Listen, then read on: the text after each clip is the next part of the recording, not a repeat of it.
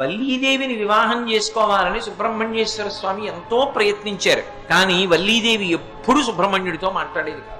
ఆమె ఒక గిరిజన నాయకుడు, అంటే అరణ్య ప్రాంతంలో ఉండేటటువంటి శబరులు బోయవాళ్ల రాజు యొక్క కుమార్తెగా అవతారం తీసుకుని వచ్చింది. ఈయనేమో దేవసైన్యానికి అంతటికీ అధ్యక్షుడు, మెరుపు తీగలా ఉండేవాడు. ఈయన వస్తే ఆవిడ చూసేది కాదు, వెళ్ళిపోయేది. బాబాయ్ అంతంత పెద్దవాళ్ళు మనకెందుకని వెళ్ళిపోయేది. సుబ్రహ్మణ్యుడికి ఆవిడ్ని వివాహం చేసుకుందామని కోరిక. అసలు మాట్లాడదామంటే మాటే మాట్లాడదు. ఎలా?